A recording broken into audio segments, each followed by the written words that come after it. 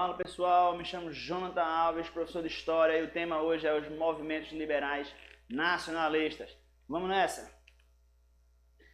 Primeiro eu trouxe, antes da gente entender, eu quero que vocês façam um exercício de imaginação, né? Vamos imaginar um teatro, né? Com as suas plateias e seus palcos e tudo mais. Então, a partir daí, a gente vai construir a nossa ideia de movimentos de revoltas liberais, certo? Então, o Teatro da França é o nosso palco, né? A lotação está quase esgotada, temos aí a aristocracia, os burgueses e os operários.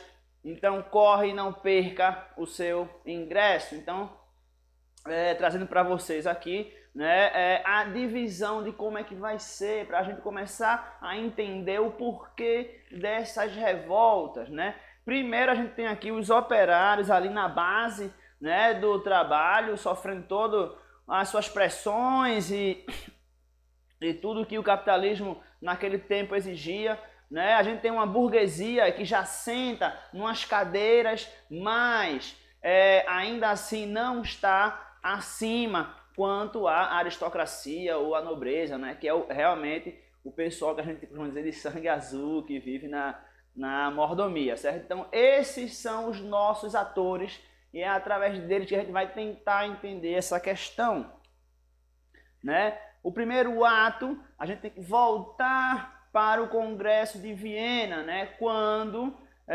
a Santa Aliança reúne lá em Viena e coloca as cláusulas, né, para impedir que qualquer revolução semelhante à Revolução Francesa aconteça. E se acontecer, os países aliados têm como reprimir fortemente de uma maneira mais rápida, né?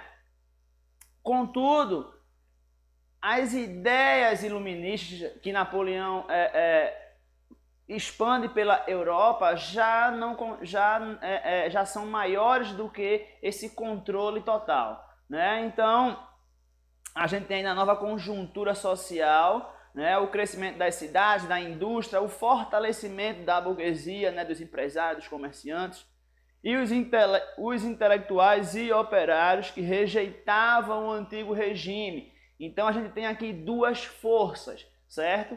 Uma, as forças, né, da Santa Aliança, que querem trazer o antigo regime, o absolutismo de volta, e do outro lado a gente vai ter os liberais, né, que estão buscando uma autogovernabilidade, um nacionalismo, né, um liberalismo, uma menor participação do Estado nas decisões, né? Então a gente tem aí duas forças antagônicas brigando pelo poder. Né? Então por que o antigo regime vai temer Napoleão? Certo? Como eu disse, primeiro pelas revoltas, pelas ideias iluministas que vão ser semeadas por ele no seu processo de expansão pela Europa, certo? Então, os revolucionários eles tentam derrubar a monarquia, né?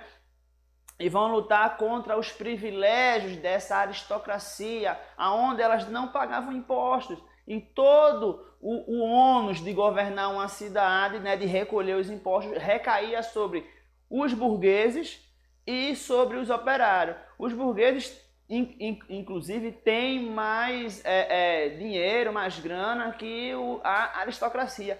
Mesmo assim, eles não têm o reconhecimento que a aristocracia tem, certo? Então, embora derrotado, né, embora Napoleão tenha sido derrotado, os caminhos apontados pela Revolução não voltam atrás e eles iam mudar completamente o cenário da Europa. Né? O segundo ato que a gente traz para vocês aqui é falar sobre o liberalismo, que é uma força econômica que surge aí no século XIX, certo? Dizendo que o Estado não deveria participar tanto das decisões econômicas. Então ele vai ser o xodozinho aí de alguns grupos sociais, né? Burgueses intelectuais, uma grande parte da população vão ser oprimidos pelo absolutismo, né? Que é uma forte presença do Estado. Então o liberalismo ele vai se opor a esse modelo antigo, né? De uma menor presença do Estado. Então os liberais eles vão defender principalmente as liberdades individuais e as liberdades de ter opinião contrária ao governo, né? Coisa que na época do absolutismo era impossível. Então, o liberalismo ele se torna esse xodó da burguesia porque ele é uma ideologia preferida, né, que se encaixa melhor com o que a burguesia industrial quer. Então, ele vai defender a liberdade de mercado, vai limitar o poder do governo, e isso é fundamental para os interesses da burguesia mercantil, né, que está em crescimento.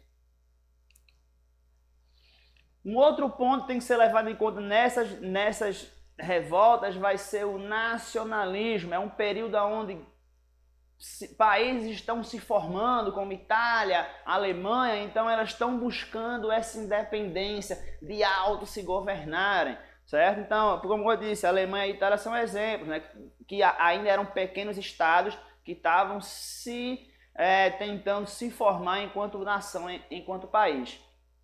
Né? Então são povos não unificados ou que vivem aí sob a dominação estrangeira, também vão lutar, né, para ter direito a ter os seus próprios estados.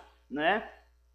Essas pessoas que, apesar de viver em estados diferentes, né, elas vão ter fortes laços de origem com a cultura em comum. Então é isso que faz também com que elas, a gente aqui pode formar uma nação. Temos bastante elementos em comum que possibilita essa unidade política, certo? E aí vamos ter a busca por uma independência também. Então, o principal objetivo das lutas nacionalistas é isso, é o povo querer ter o direito de se governar. Beleza? Vamos para o quarto ato. Aí aqui é que a coisa pega mais. Por quê? Porque entre 1820 e 1830 vai explodir uma série de revoltas na Europa, sério.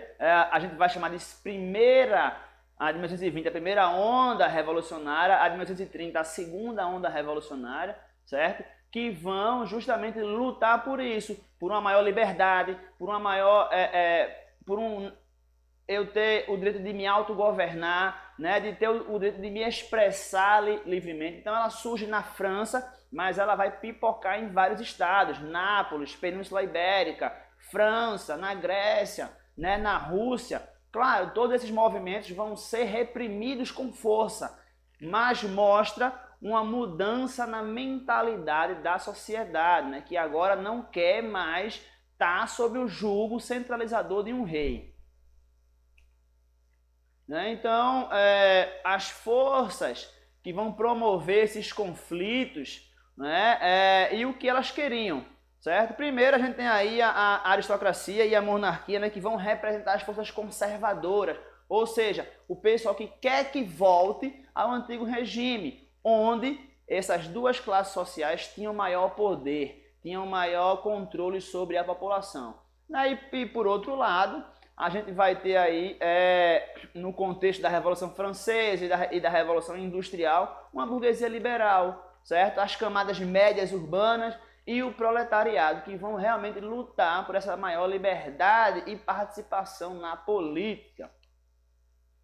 Até que, em 1848, aí sim é quando a coisa pega mesmo, que a gente vai chamar de terceira onda revolucionária, né, que aí quando vários operários se sentindo oprimidos pela jornada de trabalho exaustante, iam de 8 a 16 horas diárias, ganhavam pouco, mulheres trabalhavam, crianças trabalhavam e ganhavam menos, né? Então essa consciência de classe da população cresce nesse período.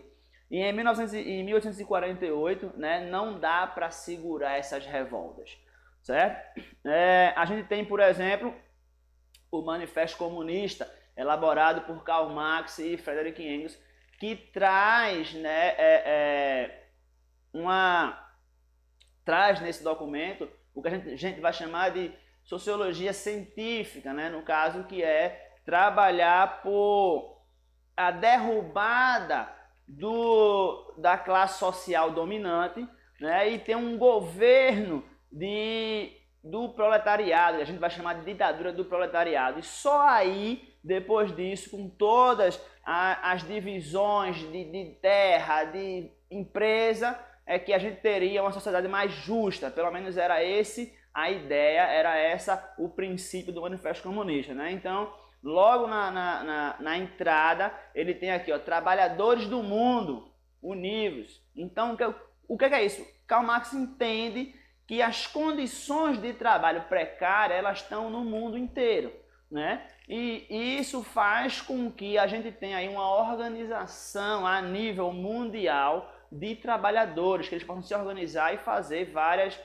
greves e revoltas para tentar melhorar as suas condições de trabalho, né? E principalmente derrubar o governo considerado burguês. Né? Então eu trago aqui uma perguntinha para a gente fechar, né? Que é por que as revoltas populares acontecem na Europa em 1848 e vão ser conhecidas como Primavera dos Povos.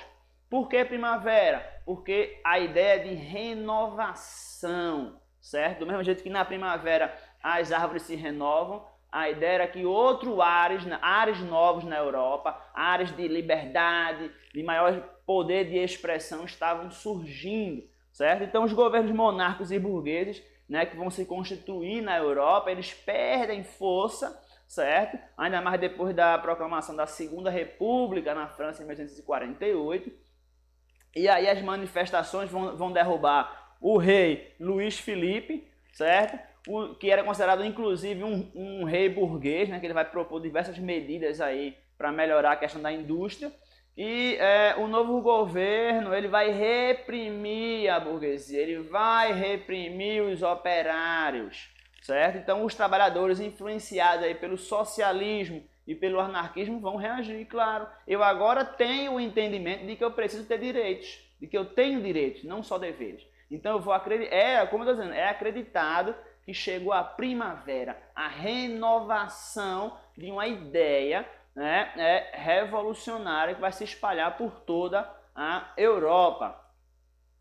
Aqui eu trago para vocês uma pintura, né, de Delacroix, muito conhecida, né? E a gente faz uma análise dela aqui rapidinho para tentar entender o que é que a Europa passava nesse momento de liberdade. Então a gente tem, de um lado, o negro aqui, que vai representar o operário, vai representar essas camadas mais baixas. Do lado dele a gente tem um rapaz de uma roupa preta com um chapéuzão, né? Ele vai representar os burgueses, né? Ou seja, os empresários que também estão nessa luta por maior garantia, certo? Maior participação política.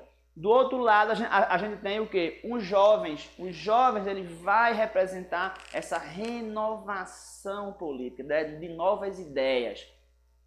Do lado dele tem um monte de madeira quebrada, inclusive aqui, ó, 1830, se vocês conseguirem ver, isso representa o quê? O antigo regime sendo derrubado, sendo quebrado. E por último a gente tem essa moça com a bandeira da Revolução Francesa, certo? Que ela é a liberdade, né? Ou seja, levando o povo para um novo caminho, levando a burguesia, os operários para um novo caminho, certo? Gente, eu espero que vocês tenham entendido. Essa foi a nossa aula sobre movimentos nacionais, nacionalistas, né? E suas revoltas liberais. Isso é tudo, pessoal. Um abraço.